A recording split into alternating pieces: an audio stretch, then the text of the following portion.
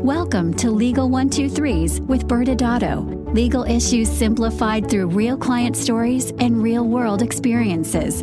Creating simplicity in 3, 2, 1. Welcome back to another episode of the Legal 123s with ByrdAdatto. I'm your host, ByrdAdatto, with my co-host, Michael Byrd. Thanks, Brad.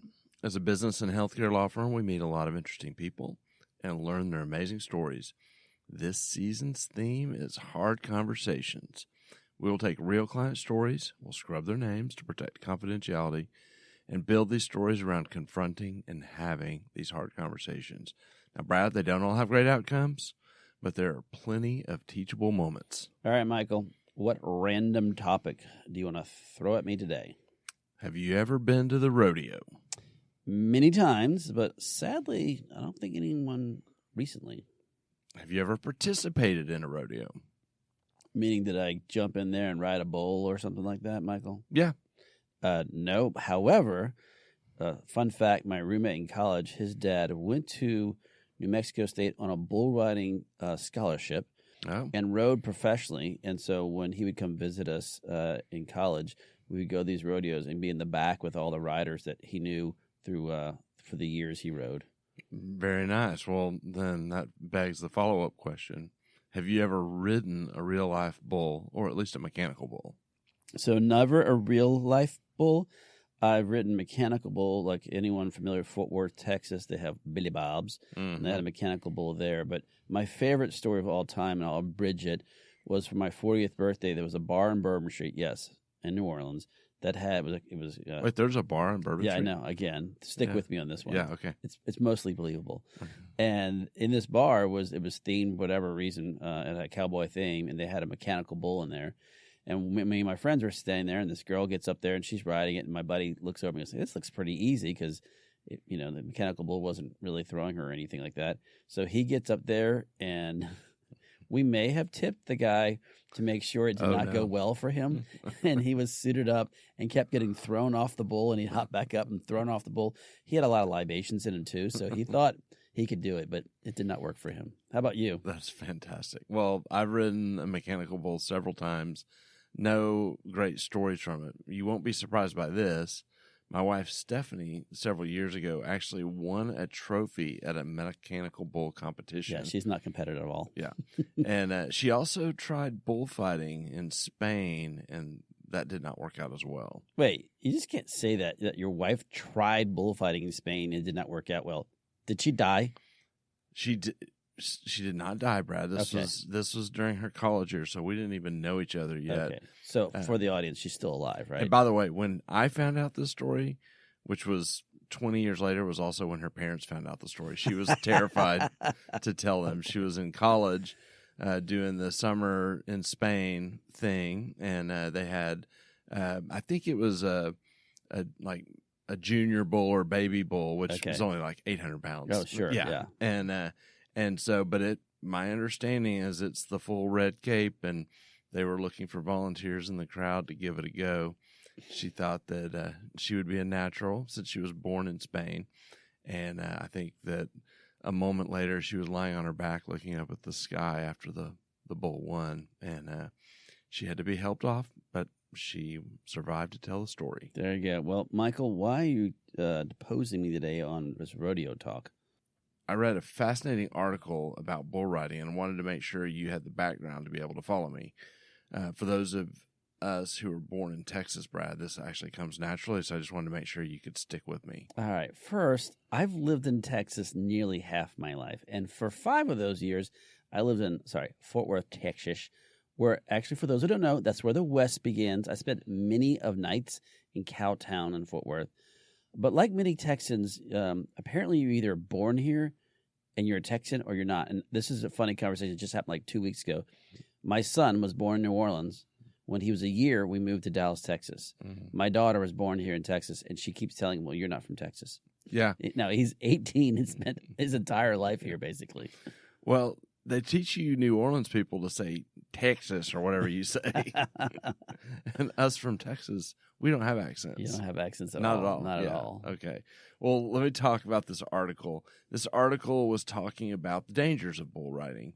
The 8 seconds that a cowboy is riding can be exhilarating, but there was so much danger in that lifestyle. Let me pause. That's the goal in a bull ride is to last the 8 seconds without getting knocked off. Yeah, and I'm assuming, without reading the article, most people think it's dangerous to get on top of a 2,000-pound angry animal. Fair point, yeah. But the article really got interesting because they started talking about the behind-the-scenes players in a bull riding competition, and it was fascinating. The person interviewed in the article was a rodeo clown back in the 60s and 70s. Riley, did you notice that he had some air quotes? Are you hiding something from Michael? Were you that rodeo clown in the 60s? Well, you hit that softball straight out of the park, Brad. I should have known better by referencing something that was really old. Yes, like yourself. Well, Yeah. well, let's get back on track. Well, what was the article saying about this mystery rodeo clown that might be sitting across me? Yeah.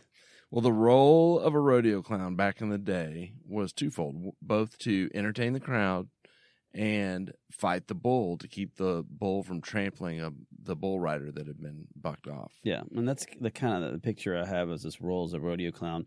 So what do they do now in modern times besides act like lawyers on podcasts? Well, much like everything, I guess in bull riding, it's the era of specialization now because they've actually is a divided job now. Oh, now okay. you have bullfighters, Oh, and their job is the part to fight the bull to protect the bull rider. all right. And then you have the rodeo clown, and their job is to entertain the crowd. The bullfighters and the rodeo clowns often work as teams, and as you might suspect, there's a lot more that goes into it. And if I happen to have any rodeo clowns or bullfighters listening right now, they're probably wanting to punch through the screen because I didn't do it justice. We do have a very large following of rodeo clowns, apparently. But are you saying there's more than just running faster than the bull? Well, I have to admit, Brad, that's kind of what I picture is you put the clown costume on and sprint.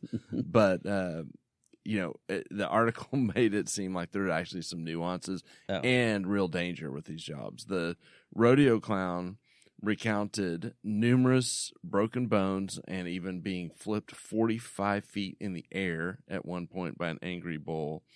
And so I'm left wondering, like, why do they do this if it's that dangerous and they're not even the star of the show? And the rodeo clown actually spoke to that. He said that, that they would feed off the energy from entertaining the crowd. And apparently they got massive street cred from the bull riders because they were so grateful that they would save their bacon, so to speak. Gotcha. Well, makes sense. Well, this sounds like a really rough way to make a living, but I know it's entertaining. I've seen it before. But, Michael, let's jump into today's story. Our client in today's story is a board-certified plastic surgeon who had started building a vibrant practice, and we will call him Dr. Tough. Michael, did you just make this name up because he's like a strong person, or is he like a mixed martial arts specialist?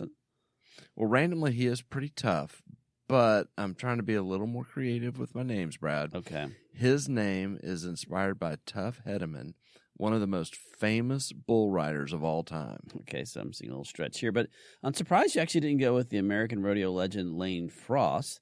They actually made a movie about him called 8 Seconds, which, everyone knows him. The star of it was Luke Perry. Mm. But you may be creative in different ways, but you're certainly not subtle by connecting it to rodeo talk today. Oh, we're going straight into rodeo talk today, Brad. Okay. So you aren't going to be able to avoid it. In fact, let me introduce our next character. Okay. So first, Dr. Tough was an employed physician. Okay. And the senior plastic surgeon in this practice and the owner of the practice is called Dr. Bodacious. Well, I know what the vocabulary word bodacious means, but where's this coming from? Go ahead and explain Dr. Bodacious. Well, continuing the theme, Brad, Bodacious is the name of a bull. It became infamously known as the world's most dangerous bull throughout the sport of bull riding because of his reputation for injuring riders. Okay, so let me get this right. Dr. Tough is our client who worked with you and was named after this famous bull rider, while Dr. Bodacious is the employer physician. He's the employer and the world's most dangerous bull. So clearly, again, you're the rodeo clown in the story. Very funny, Brad. I like to picture myself more as the bullfighter in the story. Yeah, well, given how old you are, I think you're more old school in the sense this article you reference, it definitely makes you a clown. You mean a rodeo clown, right? Sure, Michael. You are an air quotes rodeo clown, not just a clown. Okay. Well, I feel like I just got lawyered there, so we're going to move on. Dr. Tuff, unfortunately, made the mistake out of school to not have someone review his contract. Yeah.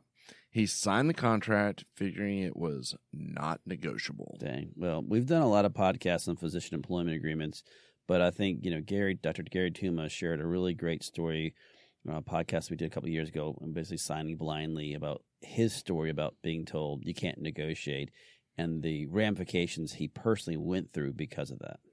Yeah, and the problem was that Dr. Bodacious had a terrible reputation in how he worked with others, including the long line of plastic surgeons that he had hired in the past. Oh, no. The employment agreement, you probably won't be surprised to hear this, Brad, was extremely overbearing. So let me just start guessing without even having seen it. I'm sure there was a very strong non-compete. Of course. And this was an important element for sure. Dr. Tuff worked in Texas. And so, maybe Brad, tell the audience a little bit about how non-competes work in Texas. Yeah, and a lot of times people hear in restricted covenants for the first times, it might be thinking, well, they're enforceable, whatever it is. But let's just concentrate for this podcast on physician employment agreements.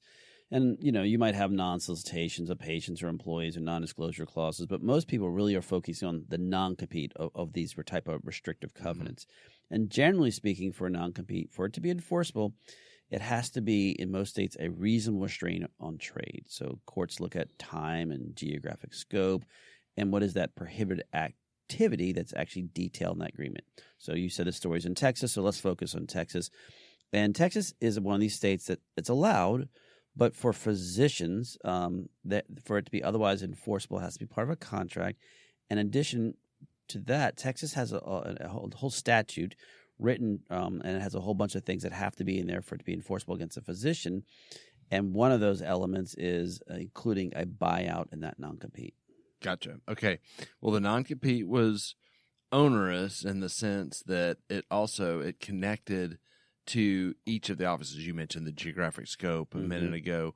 Well, Dr. Bodacious had 3 offices, and the non-compete connected a radius from each office.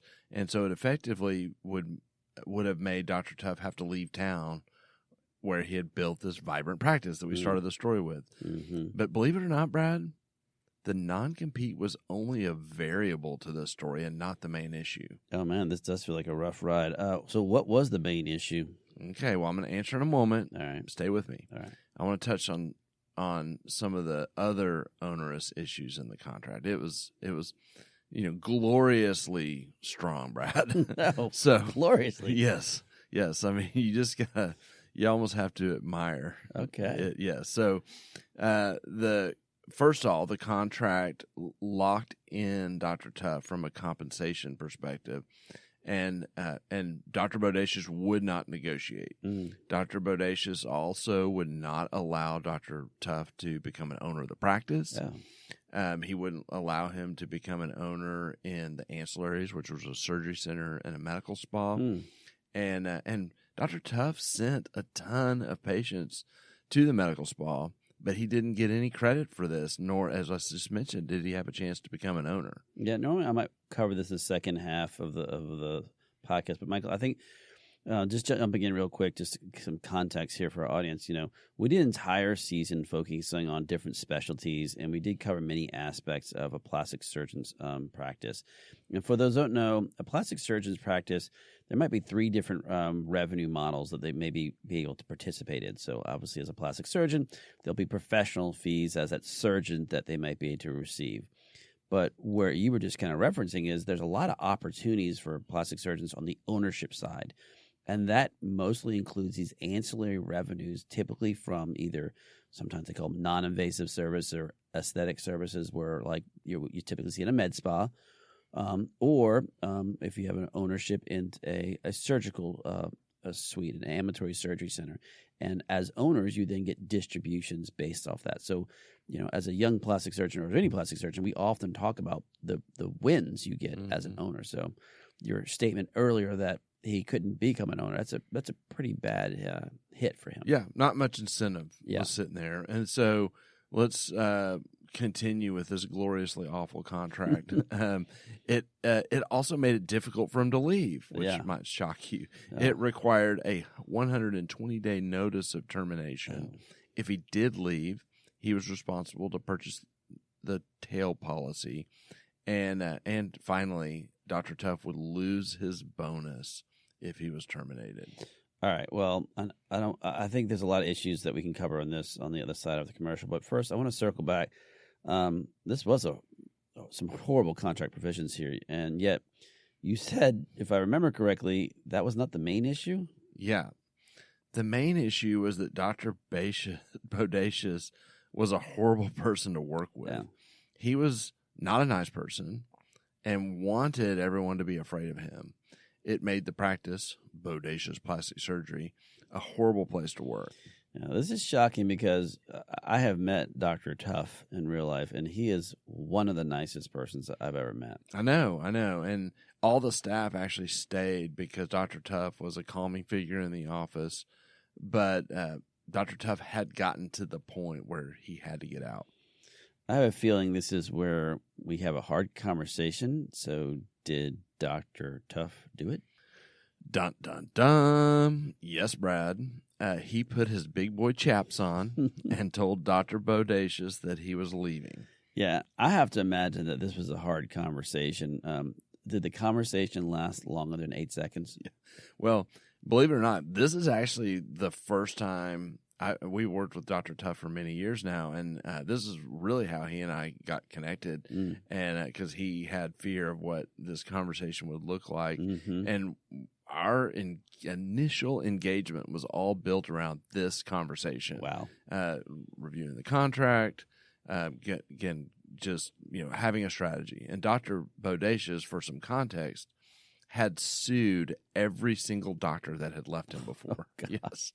And so we really talked through, just understanding that emotions were going to run particularly hot, and that Dr. Tough had to be the calming force in this conversation and the conversations that would follow.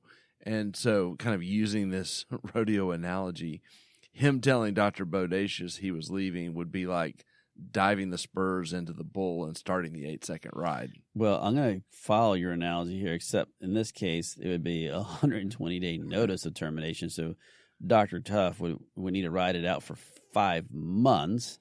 And worse, once he left and, quote unquote, landed it on his feet, he had this owner's non-compete that he'd either need to move, as you said, or, because we talked about Texas, buy out of it. Exactly. Let's pause here for a commercial break.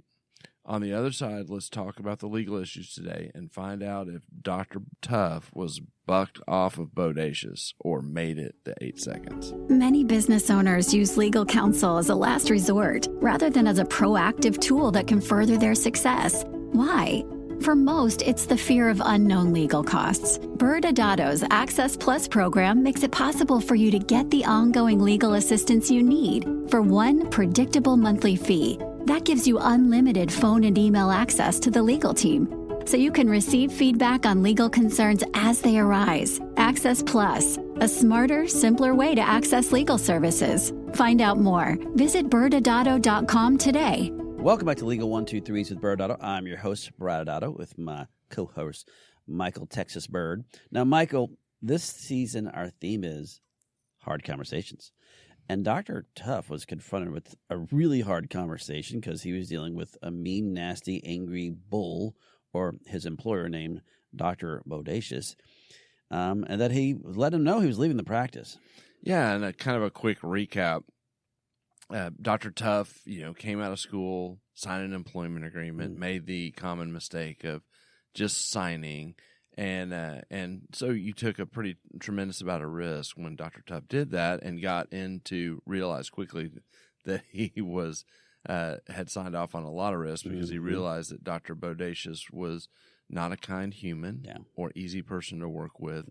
And Dr. Tough, kind of lived and built his practice in that environment for several years until he had enough and had to get out. And so, we came into the picture, I guess, as the bullfighters, what I like to characterize myself, to help him strategize to get out and have that conversation. And that's kind of where we left off the story. But let's step back a minute and kind of talk about some of the legal issues that, are raised by this story. I just want to pause for a second and make sure the audience understood. You're saying that you shepherded him out of the bull ring and stood there and stared at Dr. Bodacious by yourself? Figuratively. All right. Well, Michael, there's a ton of issues that were implemented in this story that with Dr. Tuff leaving the practice. So let's kind of unpack a few of them for our audience that we threw out early on. But let's first talk about the 120-day notice period. That's obviously longer than 8 seconds that we've ever heard of. So what's going on with that? Is that normal?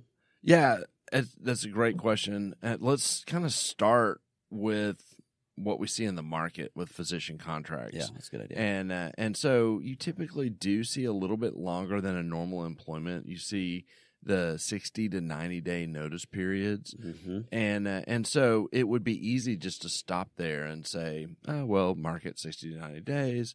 What's 120? I mean, or what's 60 versus 90? The thing I like to talk to our clients about when either they're drafting these or on Dr. Tuff's side of the equation going to sign these is that 90 days is a really long time to work with someone when you're breaking up. Oh, yeah. And so while there are some great business reasons that you want to have that 90 days, it gives, if you're on the employee side, it gives you runway to figure out what's next. Mm-hmm. And if you're on the employer side, it also gives you runway to find a replacement for your practice. And oftentimes that wins the day. Like that's why the market is 60 to 90 days. Yeah. Yet you just want to make sure they're prepared and understand that that's a really miserable time period, even when it goes great. Yeah. Well, Brad, let's kind of talk a little bit about the issues that go kind of with the bonuses. We mentioned that he would lose his bonus when he left the practice, and talk about those issues. Yeah, and I'll take a even bigger step back here. For a lot of people, a lot of times you might hear about there's a lot of laws out there that has to do with compensation. So, and when you're being paid a salary and you're being or paid hourly, when you're working for someone, they have to pay you by law, by state law, for the services that you provided. So that's the first thing to understand. But then it gets really sticky after that, meaning that how do you deal with bonuses and incentive comp? And that actually is not state, generally speaking, many states don't really address that on point. And so a lot of times you have to go to the actual contract. So we have state law that says, I got to pay you all the way up to the date in which you work with me. But on your bonuses, on your incentive comp, that's really generally contract dependent.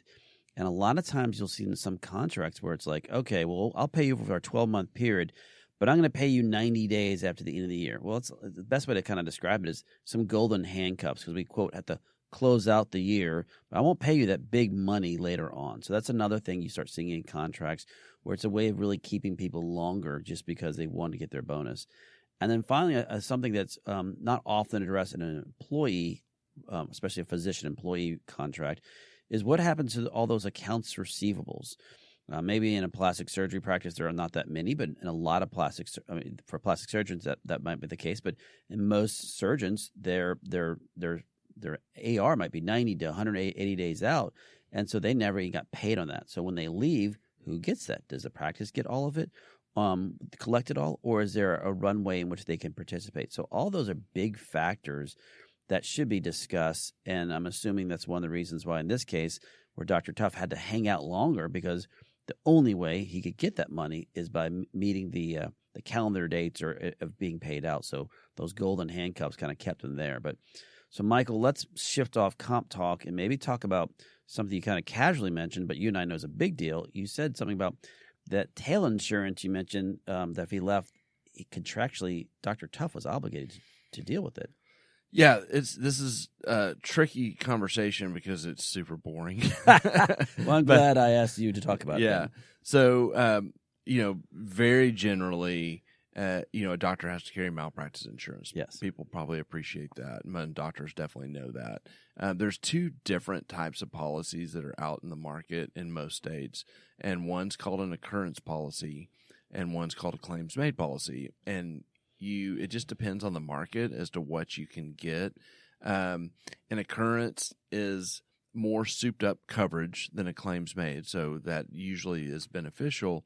And what occurrence policy means is that if you had insurance coverage on the day that the alleged malpractice happened, then you're covered for life if you ever get sued for it. So in a scenario where a doctor, operates, has insurance, and then a month later leaves to go to another practice, they're still covered. Mm-hmm. A claims made has two steps to be eligible for coverage.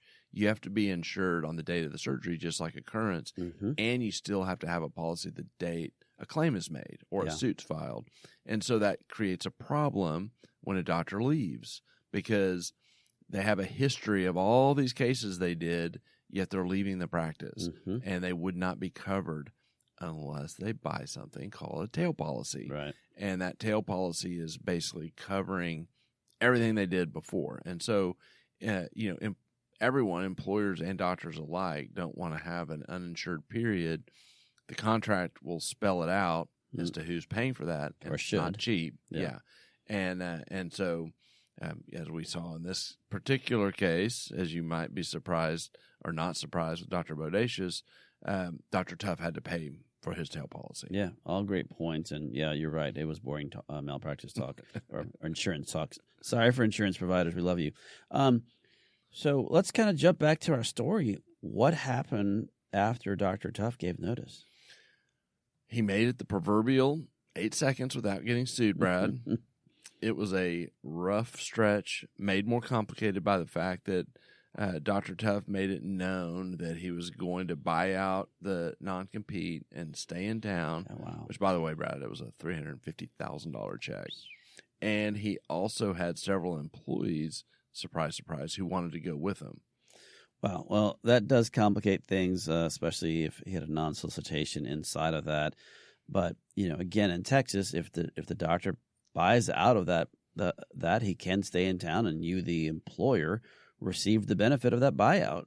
So that's what happens. But what about that bonus? Well, so the way his contract was written was that he had to actually be physically working for the practice the day the bonus was due. And because of Dr. Bodacious's long lineage of suing, he decided to not even give notice until he'd collected the dollars on his bonus. Wow. And so that was part of the strategy, was like, literally the day after the check was in his bank account was the day he gave his 90-day notice. And so that took that issue off the table, which obviously when you have to write a $350,000 check, You want all the money you get in your bank account. yeah. And so, otherwise during that process, Dr. Tuff played nice. He refused to take the bait when the fire came from Dr. Bodacious, and believe me, it came. Mm-hmm. Lawsuits were threatened multiple times. Dr. Tuff may have shed a few tears, but he refused to kind of engage in that. He kind of chose the kill him with kindness strategy. And so he got out of there and has an amazing practice to this day. So Brad, tell me, what are your final thoughts? Well, knowing who Dr. Tuff is, and unfortunately knowing his counsel too, I do think that was some good advice, because when you have two bulls smashing heads, nothing ever, no one is everyone around that would be harmed. And luckily for this particular story, Dr. Tuff was realizing he didn't want to anger the bull. He wanted to avoid that. And so that hard conversation early on to let him know, but then didn't take the bait of bumping heads with him. And I think that obviously worked for him, because we know Dr. Tuff and he has a very successful practice. Mm-hmm. Michael, what are some of your final thoughts? Well, kind of drawing back to the whole rodeo clown analogy. I mean, in the bullfighting world, they play a role to support the stars of the show. Mm-hmm. And when you're in an emotionally charged situation as a physician, you need I like to say bullfighter, But your rodeo clown. And by the way, sometimes it's not even your attorney. Yeah. It's someone to be your voice of reason to work through the emotions and not act out of emotion when you're in a highly charged situation. I just happen to get to be the bullfighter, Brad. Bullfighter, not rodeo clown. Bullfighter in this situation. I'll let you take that final thought because I'm being nice to you today. Well, audience members, believe it or not, that's all the time we have. Next Wednesday's show, we'll have our first outside guest who's brave enough to join us for this season of Hard Conversations. And we'll be navigating the gray spectrum with Clara O'Brien and Dr. Sarah Allen. Thanks again for joining us today. And remember, if you like this episode, please subscribe, make sure to give us a 5-star rating, and share with your friends. You can also sign up for the ByrdAdatto newsletter by going to our website at ByrdAdatto.com. ByrdAdatto is providing this podcast as a public service. This podcast is for educational purposes only. This podcast does not constitute legal advice, nor does it establish an attorney-client relationship. Reference to any specific product or entity does not constitute an endorsement or recommendation by ByrdAdatto. The views expressed by guests are their own, and their appearance on the program does not imply an endorsement of them or any entity they represent. Please consult with an attorney on your legal issues.